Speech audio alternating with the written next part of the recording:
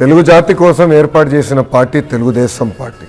ఇక్కడ చాలామంది యువకులు ఉన్నారు, అంటే పార్టీ ఆవిర్భావం తర్వాత పుట్టిన వారు ఆఫ్టర్ 1990. మొన్న పార్టీ ఆఫీస్లో మేము ఒక హిస్టరీ వాల్ క్రియేట్ చేయాలనుకున్నాం.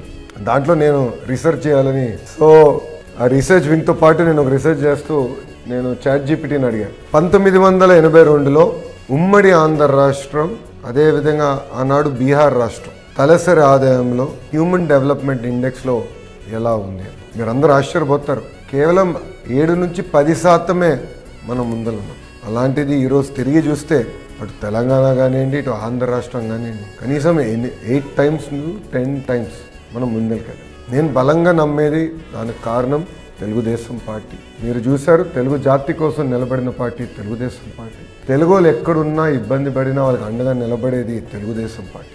మొన్న నేను శ్రీకాళహస్తికి వెళ్ళాను. అక్కడ గుడిలోకి వెళ్ళేటప్పుడు పెద్దయిన 85 సంవత్సరాలు పెద్దయిన, ఆయన పేరు నరసింహం గారు. ఆయన సతీమణి గారు ఉండి, బాబు నీతో మాట్లాడాలన్నారు. పెద్దయినా కొంచెం లేట్ అవుతుంది చెప్పండి అని అంటే అప్పుడు ఆయన అన్నారు, ఉత్తరాఖండ్లో నేను చిక్కిపోయాను. ఆనాడు చంద్రబాబు నాయుడు గారు మా కోసం ప్రత్యేక విమానాలు వేసి తీసుకొచ్చారు. ఆయన దాని తర్వాత కలవలేకపోయా, మీరన్నా థ్యాంక్ యూ చెప్పండి మా తరపున అని చెప్పారు. అంటే ఆనాడు బాబు గారు ప్రతిపక్షంలో ఉండారు, అధికారంలో కూడా లేరు.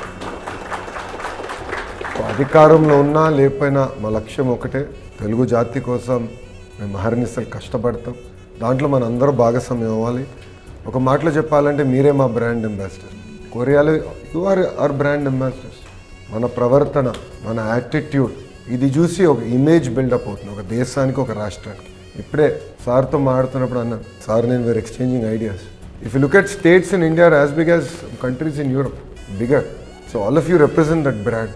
సో మీ పైన కూడా బాధిస్తుంది. కేవలం లోకేష్ వస్తాడు పరిశ్రమలు తీసుకెళ్తాడని అవదు, అందరం కలిసికట్టుగా చేయాలి.